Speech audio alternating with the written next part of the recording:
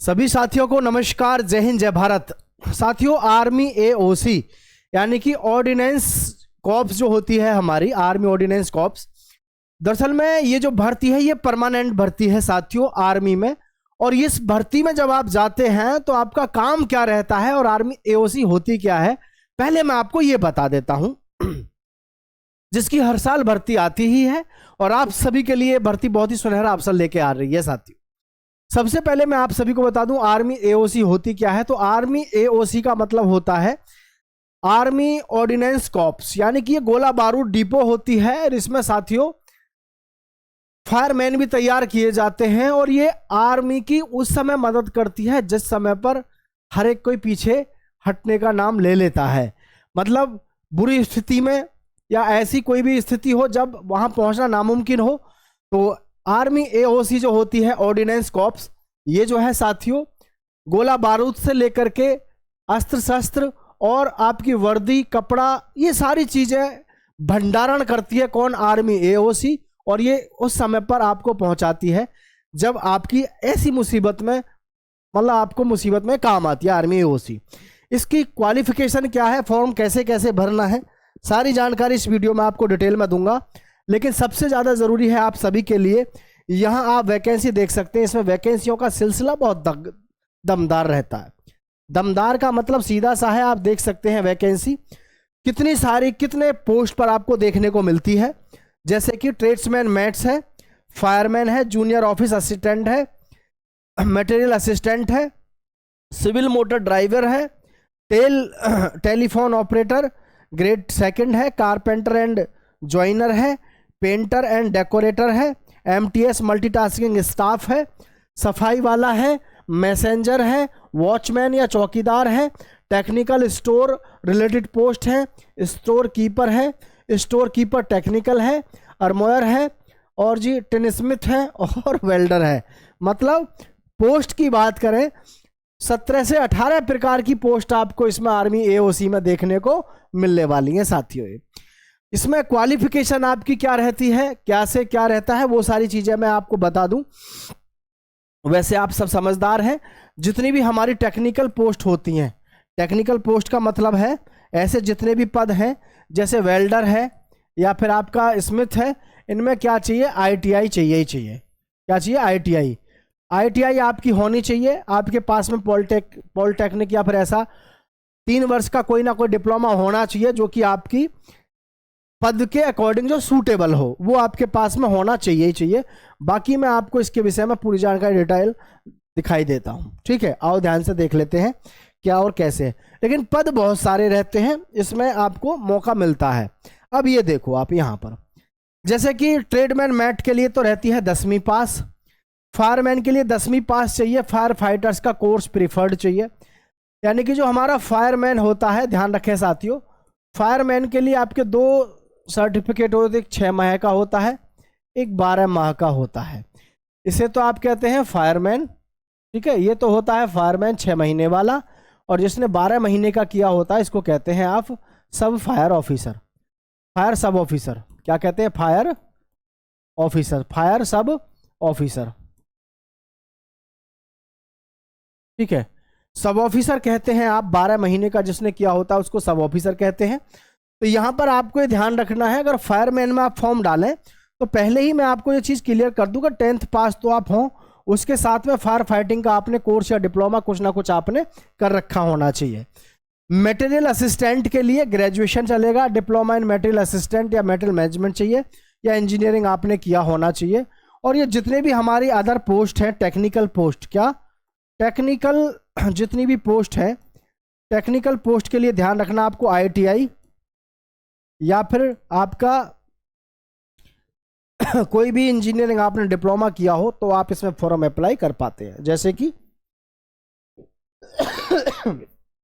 आपके पास में junior office assistant है या फिर कारपेंटर है, पेंटर है, ऐसे पदों के लिए आपके पास में आईटीआई होना जरूरी है। यानी आपने अपनी ट्रेड में महारत हासिल कर रखी हो। आज की डेट में ध्यान रखना, जितने भी हमारे ट्रेड्समैन की है ना, जितनी भी हमारी ट्रेड्समैन की भर्ती आती है, ट्रेडमैन भर्ती में सीधा सीधा सा है, आप कुशल हो अपनी ट्रेड में, कुशल कुशल का मतलब आप दक्ष हों, यानी कि आप अपने काम में निपुण होने चाहिए अगर आप ट्रेडमैन बनना चाहते हैं तो। अन्यथा आप ये मत सोच लेना कि जी मैं ट्रेडमैन बन जाऊंगा, कोई मतलब ही नहीं है आज की डेट में अगर आप अपने काम में निपुण नहीं हो तो। इसलिए मैं हमेशा कहता हूँ ट्रेडमैन में सिलेक्शन लेना आज के दौर में सबसे बढ़िया और आसान हो गया है, क्योंकि हर एक कोई दो चीज़ों पे तो फोकस कर रहा है, एक तो क्या फिजिकल पे और दूसरा करता है आदमी अपना रिटन पे। लेकिन ट्रेडमैन की जब भी कभी बारी आती है, एवरेज बच्चा जो पढ़ने में होता है, जो ज़्यादा मेहनत नहीं करता है, वो भी बच्चा जो है इसमें सिलेक्शन ले लेता है ट्रेडमैन में, इसमें नहीं किसी भी भर्ती में, क्योंकि वो ट्रेडमैन के टेस्ट को पास अच्छे से कर लेता है। सबसे ज़्यादा जो बच्चा आजकल बाहर होता है वो कहाँ होता है, ट्रेडमैन के टेस्ट में होता है। और ट्रेडमैन का टेस्ट कोई ज़्यादा टफ नहीं है, सिर्फ ज़रूरत है तो इस चीज़ की कि थोड़ा सा आप 10 दिन 15 दिन 20 दिन उसको आप ठीक से पढ़ लें तो आप आराम से फिर जो है सेलेक्ट हो जाते हैं। तो ये इस तरीके से आपके पास में मौका रहता है, समझ गए होंगे आप सभी। तो भाई ये ज़बरदस्त मौका है आपके पास में। आगे की जानकारी देख लो। उम्र सीमा, जो हमारी उम्र सीमा रहती है 18 साल कम से कम है।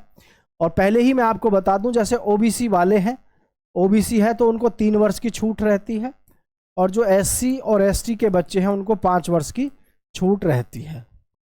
ठीक है, देखो यहाँ पर 18 से 25 वर्ष तो है ट्रेड्समैन और मैट्स की, 18 से 25, और यानी कि आपकी 25 से 28 तो हो जाएगी ओबीसी की, और 30 हो जाएगी आपकी एससी और एसटी की। तो एज में तो काफ़ी आपको छूट मिल जाती है कि नहीं। अगर मैं सीधे सीधे यहाँ समझाने की कोशिश करूँ ट्रेडमैन में, तो ट्रेडमैन में जो आपकी उम्र सीमा है 18 से 25 वर्ष है, तो ओबीसी की जो उम्र होगी आपकी 18 से लेकर के वो तो हो जाएगी आपकी 28 वर्ष, और जी एससी और एसटी की हो जाएगी आपकी 30 वर्ष। इस तरीके से आपकी उम्र सीमा है। मटेरियल असिस्टेंट है, या फिर जितनी भी हमारी टेक्निकल पोस्ट हैं जिन पर आपको डिग्री डिप्लोमा की ज़रूरत पड़ती है, तो उसमें आप देख सकते हैं जितनी भी टेक्निकल हमारी पोस्ट है 18 से 27 वर्ष इसमें उम्र सीमा आपकी रखी गई है। तो एससी और एसटी की जो उम्र सीमा हो जाएगी वो हो जाएगी 32 साल, और ओबीसी की जो उम्र रहेगी वो हो जाएगी आपकी 29 वर्ष, सॉरी 7 3 10 30 वर्ष, 30 वर्ष। इस तरीके से आपको उम्र सीमा देखने को मिलती है, क्योंकि ये जो हमारी टेक्निकल पोस्ट होती है इसमें आपकी उम्र सीमा जो होती है 27 साल तक होती है जनरल की।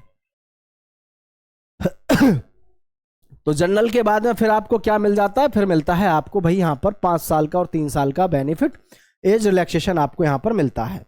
ठीक है, तो ये इस तरीके से रहता है। आगे मैं बात करूँ इसमें साथियों आपके हाइट की, तो हाइट आप देख सकते हैं फिजिकल स्टैंडर्ड जो है फॉर ट्रेडमैन, ट्रेडमैन के लिए जो हाइट है आपकी वो साथियों कितनी 170 सेंटीमीटर हाइट है। एसटी के लिए 162.5 सेंटीमीटर है, फीमेल के लिए 157 सेंटीमीटर हाइट है, और एसटी के लिए 150 सेंटीमीटर है। फायरमैन की हाइट 165 सेंटीमीटर रहती है। चेस्ट जो रहती है ओनली मेल कैंडिडेट्स की रहती है, उसमें 81 से 5 सेंटीमीटर का फुलाव चाहिए। देखो चेस्ट में तो 5 सेंटीमीटर का फुलाव चाहिए, सीने में 5 सेंटीमीटर का फुलाव चाहिए ही चाहिए, आप कोई भी हो, मतलब कोई भी का मतलब लड़का हो कोई भी। मेल कैंडिडेट्स को जो रनिंग करनी है 1600 मीटर की दौड़ है 6.5 मिनट में मारनी है।